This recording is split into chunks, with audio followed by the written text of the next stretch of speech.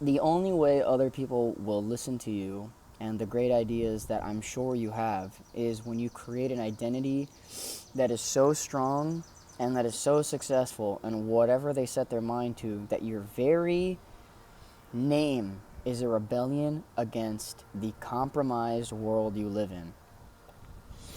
I'm sure that douchey Chad that is your boss doesn't deserve the attention he gets. He hits all the bare minimum markers of being on top of the social hierarchy.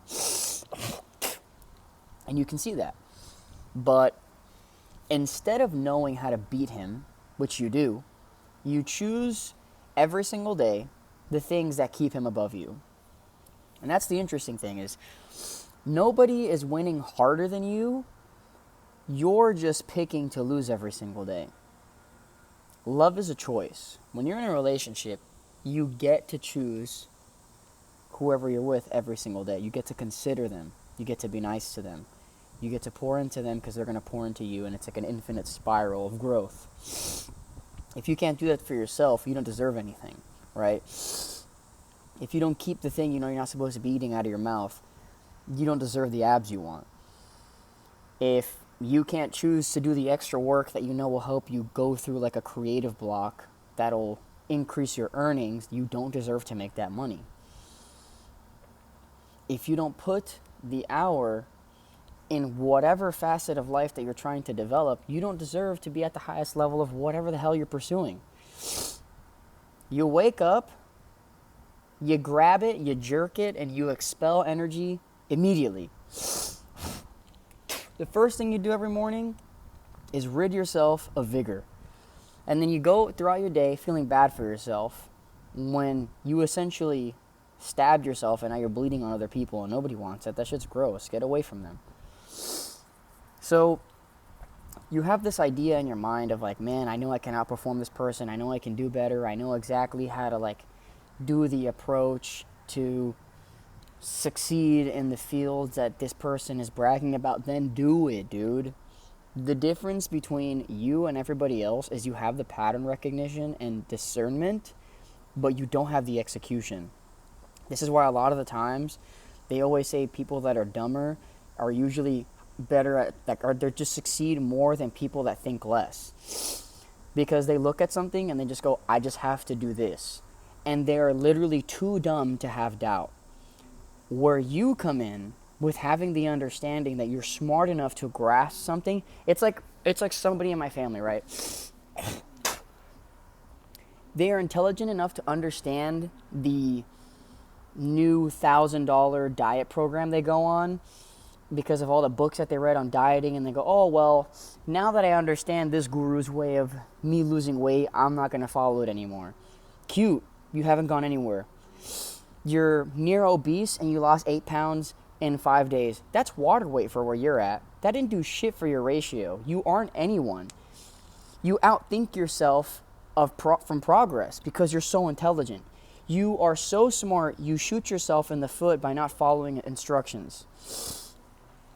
That's why a lot of people that are really intelligent and can recognize patterns that are things that they need to defeat end up just losing. They outthink themselves from effort. But the people that think less, all they have to their name is effort. And that's why they win. Because what it takes to cross a finish line is effort, not thought. What thought does is it helps you use less effort. Because then you can strategically exert yourself optimally so that when you show up at that race, you beat everybody that was just like throwing themselves at the wall months on end at this race. You were like, no, I stretched out my calves. I got the right parts of my quads to be conditioned enough to like exert X amount of power for X amount of time. So I'm not actually like overall exhausted. I like strategically trained things in a specific manner so that when I would go to show up for this track meet, I would obliterate everybody because I knew what I needed to do. I dissected it. I created a plan and I followed it and I won. You are the coach, the athlete, and the winner all in one. People that are stupid need to supplement that out. They need the coach, they need the nutritionist, and they need somebody to be on top of them to make sure they're exerting hard enough. You don't need any of that stuff. But the problem is you know you don't need that stuff, so you just don't do it. Oh, well, because I know how to get jacked, it's not fun. Cute, you're still a loser. You're still a loser. You know how to get bigger than me, yet you're not. You know how to make more money than your peers, but you don't. And I promise you, you'll put other people on game on how to like start winning in life, and they just fly above you. And you don't understand why. You're like, but I'm smarter than them. Cool.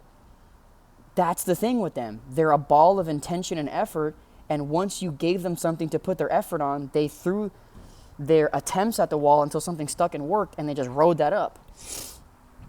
You don't have to go through that same problem of like grabbing a strategic plan for financial growth, fitness gains, or even growing in the social market. You know exactly how to pinpoint those things. You have an eye for that stuff. But because you have an eye for that stuff, you keep yourself from getting up off the chair and deploying your intention to succeeding. And to that I say, you don't hate yourself enough. Because you gave up on who you actually wanted to be because you thought yourself out of it. And now you've become this complacent sludge that goes around hating the world they live in, instead of becoming so unrecognizable because of their intentions that anything you set your sights on are yours. You have to hate your current identity enough to push for where you want it to go. You need to remember that there was a fire under you that got you to where you are, but you need to get more kindling to reawaken that blaze and get to where you're going. That's the difference between somebody who wins and somebody that stays warm all their life. You can either be a blazing fire that gets every single thing they want, or you just stay warm for the winter. And the merit that you get is I survived instead of I thrived through it.